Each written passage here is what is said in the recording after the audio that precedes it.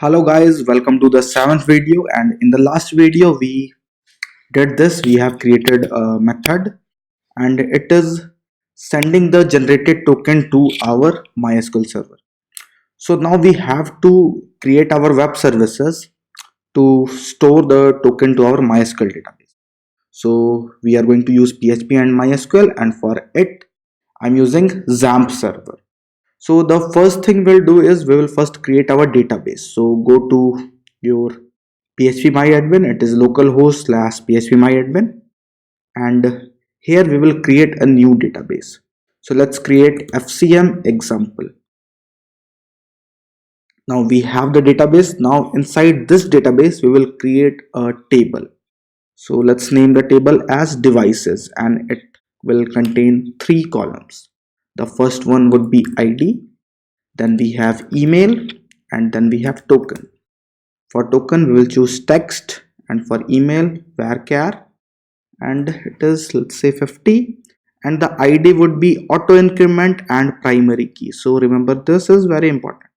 So we have primary key and auto increment. Now hit save. So we have the database table. Now in this table we will store all the tokens that will be generated from the devices. So let's create our PHP project. For this I'm going to use PHP Storm, and you can use anything you want. Notepad++ will also work. So we will create FCM example. So we have the project. Now inside this project we will create a file to store the token to our database. So we have the PHP file. Let's name it store FCM token. So we have the PHP file. Now here first we will get the token and the email. So we have the token and we have the email, and store it to email and token. Now we will create our connection to the database, and I'm going to use MySQLi, and the first parameter would be localhost. Then we have the username of the database. It is root for XAMPP, then nothing for password, a blank string, and then the database name, and it is FCM example. So we have the connection. Now we will create a statement. So we'll write con and we'll call prepare. Now here we will write an insert query, insert into devices, and we have to insert email and token, and the values would be question mark, question mark. Now we will bind the parameters. So write stmt bind params, and both are strings, and then we have email and token. Now if it executes, then that means the token is stored, else the token is not stored. So here we will write response, and it is an array. Now here we will write response error equals to false, then response message equals to token stored successfully. Then we have response error equals to true, that means there is some error, and we will put the error that is occurred on the message, and for this we can use stmt error. Now we will display this response in JSON format. So we have the response. Now our web services is ready. But remember, you should not use this way. Instead you can check my REST API tutorial, and you can find the tutorial link in the description of the video. So this is the simplest way we can create a script for storing the token. So let's test it is working or not. So for testing I will be using the REST client Postman, and we have to put the path here, the URL of our script. So it is localhost, then FCM example, and store FCM token. Now we have to send a post request, so post here, and we have to pass email. Let's say bilal@gmail.com and token. For now, just pass anything and hit send. So you can see we are getting the success message, token stored successfully. Let's check the database as well.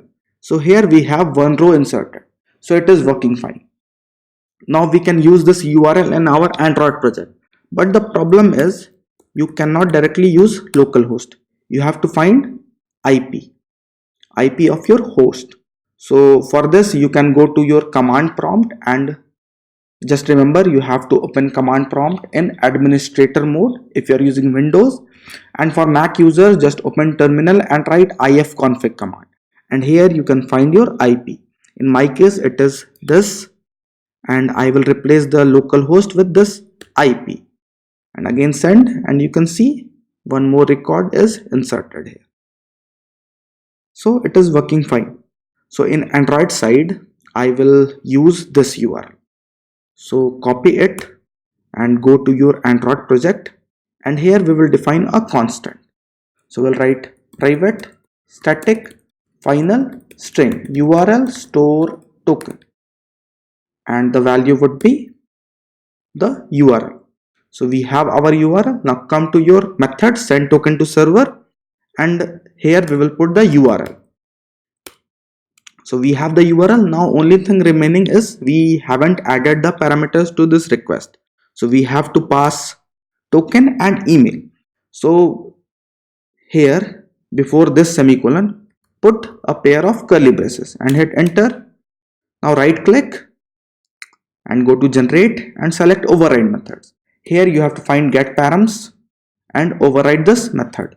Now here we will create a map, and it will contain string key value pairs and then params, and equals to new hash map. Now put params.put, we have to put token, and token is inside shared pref manager, get instance and get token. So we have the token. Now we have to put the email. So email is simply email, and then return the params. Now inside the response we will parse it as JSON. So create a JSON object and surround it with try and catch, and just display a toast. So toast dot make text get application context, and we can use the message that is coming from server. So it is message and then the length. Now you can display the token here as well. So we can write toast make text, again get application context, and get the error with this error object, and that's it. So we have the code ready. Now let's try running this application and check if it works or not. So hit play. I guess everything is okay. Remember to put internet permission. Don't forget this. You have to define the internet permission in your Android manifest file, and then run your application.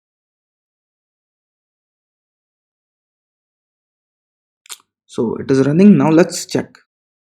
So we will write this. Let's put an email and hit register. So you can see the message token stored successfully. Now let's check the database as well. You can see we have the third row with actual token that is generated. So it is working fine. Now we can use the stored token to send push notification, and with the help of this we can build our own server to send push notifications. So that's it for this video, and in the next video we will learn how we can create our own server for Firebase push notification. So that's it for the videos, and if you like the video, please give me a like to this video, and if you want more content, subscribe to my channel, and if you want to help me, just share the video. And if you are having problems or troubles or confusions, you can leave your comments. And thanks for watching, and I'll see you in the next video.